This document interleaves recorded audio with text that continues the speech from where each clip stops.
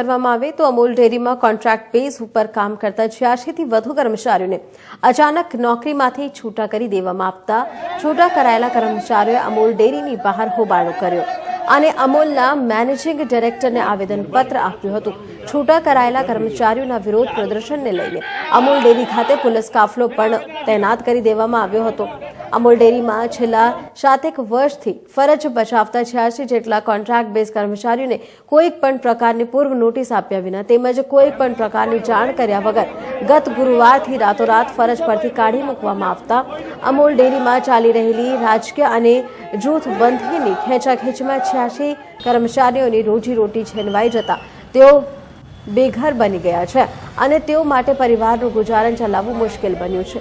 ફરજ પરથી છૂટા કરાયેલા કર્મચારીઓએ અમૂલ ડેરી ખાતે હોબાળો મચાવતા તેઓની સાથે માતણના પૂર્વ ધારાસભ્ય કેસરીસિંહ સોલંકી, બોરસદના પૂર્વ ધારાસભ્ય અને અમૂલ ડેરીના ડિરેક્ટર રાજેન્દ્રસિંહ પરમાર, ક્ષત્રિય કરણી સેના ગુજરાતના અધ્યક્ષ લખનસિંહ દરબાર, ક્ષત્રિય કરણી સેનાના પ્રદેશ પ્રવક્તા મહેન્દ્રસિંહ રાઠોડ, સર્વ સમાજ સેનાના મહિપતસિંહ ચૌહાણ સહિત અગ્રણીઓએ પણ ઉપસ્થિત રહીને અમૂલ ડેરીના સત્તાધીશો પર આકરા પ્રહારો કર્યા હતા અને અમૂલ ડેરીના સત્તાધીશોએ રાજકીય અદાવત રાખી કર્મચારીઓને નોકરીમાંથી છૂટા કરી તેઓની રોજગારી પર લાત મારી હોવાના આક્ષેપો કર્યા હતા।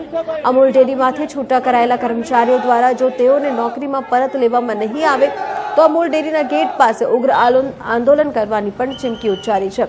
તો આપણે જણાવી દઈએ કે આણંદમાં 86થી વધુ કર્મચારીઓને આણંદ ડેરીમાંથી છૂટા કરી દેવામાં આવ્યા છે, જે બાદ કર્મચારીઓએ હોબાળો પણ કર્યો છે। સાથે જણાવી દઈએ કે ડેરીની બહાર હોબાળો કર્યો હતો અને અમૂલના મેનેજિંગ ડાયરેક્ટરને આવેદનપત્ર આપ્યું હતું। છૂટા કરાયેલા કર્મચારીઓના વિરોધ પ્રદર્શનને લઈને અમૂલ ડેરી ખાતે પોલીસ કાફલો પણ તૈનાત કરી દેવામાં આવ્યો હતો। આપનું નામ? મારું નામ સતપાલસિંહ પરમાર છે। હું છેલ્લા 7 વર્ષથી અમૂલ ડેરીની અંદર આણંદ ખાતે જોબ કરું છું। અચ્છા સતપાલભાઈ, એ બતાવો કે તમે અમૂલ ડેરીના HR ડિપાર્ટમેન્ટમાં જે જોબ કરી રહ્યા છો, બરાબર છે? કયા ડિપાર્ટમેન્ટમાં બધા છોકરાઓ છો તમે અને કેમ તમને છૂટા કરવાની ફરજ પડી? હું પાવડર પ્લાન્ટની અંદર F16 જોબ કરું છું અને રાતોરાત અમને બધાને ફોન આવ્યા, જે પર્ટિક્યુલર ઠાસરા તાલુકાના જે માણસો છે એ લોકોને જ, કે તમારે કાલથી જોબ પર આવવાનું નથી, તમારી જરૂર હશે તો બોલાવીશું એ રીતે। અચ્છા, નિયમ શું કહે છે? નિયમ તો એવું જ કહે છે સાહેબ કે 7 વર્ષ સુધી નોકરી કરી હોય તો એ લોકોને કાયમી કરવા જોઈએ એમ।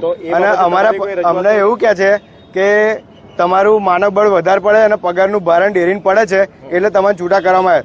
તો ગયા 6 મહિનાની અંદર જે ભરતી થઈ 135 જણની, તો એ લોકોનું જે પગાર ધોરણ ડેરીને ભારણ નહીં પડતું। અમે તો એવું જ કહીએ સાહેબ। તમારી શું માંગ છે? અમારી માંગ એવું છે કે સાહેબ કે અમને જોબ પર પાછા લઈ લે, બસ અમારી એ જ માંગ છે। કન્ફર્મ ઓર્ડર સાથે। અમે કોઈ પાર્ટીના માણસ નથી સાહેબ। કઈ પાર્ટી તમને ટેકો? અમારી કરણી સેના છે, સર્વ સમાજ સેના છે, મહિપતસિંહ ચૌહાણ બાપુએ, લખન દરબાર છે, ભાજપ કોંગ્રેસ કોઈ નહીં સાહેબ। કેવું? કેસરીસિંહ તો આયેલા? કેસરીસિંહ તો સાહેબ એમની રીતે આવ્યા હતા, મતલબ કોઈ પાર્ટી તરફથી નતા આવ્યા, સામાજિક આગેવાન તરીકે આવ્યા હતા। બરાબર, હવે શું કરશો? અમે આગળ અમને ન્યાય નહીં મળે તો અમે આનાથી બી ઉગ્ર આંદોલન કરીશું। ક્યાં આગળ? અમૂલ ડેરીના ગેટની બહાર અમે ઉગ્રથી અતિ ઉગ્ર આંદોલન કરીશું, અમને જો ન્યાય નહીં મળે તો। આ સ્થિતિ ઊભી થયા પાછળ શું કારણ જવાબદાર લાગે છે સાહેબ? પોલિટિકલ એ લોકોના અંદરના કદાચ પ્રશ્નો હોઈ શકે છે, કેમ કે છેલ્લા કેટલાય ટાઈમથી આવું બધું ડેરી જે ચેરમેનની ચૂંટણી ફરીવાર થઈ, જ્યારે નવા ચેરમેન બન્યા ત્યાર પછી આવું બધું ચાલતું જ રહ્યા, ડેરીના બધા પ્રશ્નો ચાલતા જ રહ્યા વિવાદિત એમ। અગાઉ બી પહેલા 10 મહિના પહેલા બી સાહેબ છૂટા કરવામાં આવ્યા હતા બધાને, પણ એ પછી થોડા ટાઈમ 2 મહિના પછી પાછા લેવામાં આવ્યા હતા અને ફરી આજે એનો એ જ પ્રશ્ન બન્યો છે। આ કયા વિષયને લઈને આવેદનપત્ર આપવામાં આવ્યું છે અને આપના દ્વારા કયા પ્રકારની આગળ કાર્યવાહી થઈ શકે છે? આજે બધા જે અહીંયા બધા ભેગા થયા અને મને આ એક આવેદનપત્ર આપવામાં આવ્યું છે, જેના અંદર હ્યુમન રિસોર્સ સોસાયટી HRS ના કોન્ટ્રાક્ચ્યુઅલ એમ્પ્લોઈઝ 101 જેટલા એમ્પ્લોઈઝને આપણે નોકરી પર નથી આવવા માટેનું જાણ કરવામાં આવેલ હતું। તેના અનુસંધાનમાં અરજી પત્રક આવ્યું છે અને જે અરજી આવેદન મળ્યું છે એ ચોક્કસપણે આવતી બોર્ડ મિટિંગ જે આવશે એના અંદર આપણે ચોક્કસપણે એને મૂકીશું અને જે આજે જે એમને વાત કરી છે એ તમામ વાતો હું ચોક્કસપણે અમારા જે ઉપલા અધિકારીઓ છે એમને ચોક્કસપણે જાણ કરીશું। સાહેબ, જેવી રીતે લેવાનું કારણ હોય છે તેવી રીતે છૂટા કરવાનું પણ કારણ હોય છે, શું કારણ રહ્યું? એ હવે જ્યારે બોર્ડ મિટિંગ થશે એના અંદર બધી આ ચર્ચા થશે અને ચર્ચા કરીને જે બી નિર્ણય આવશે એ બોર્ડ મિટિંગ પછી આપણને જાણ કરી દઈશું।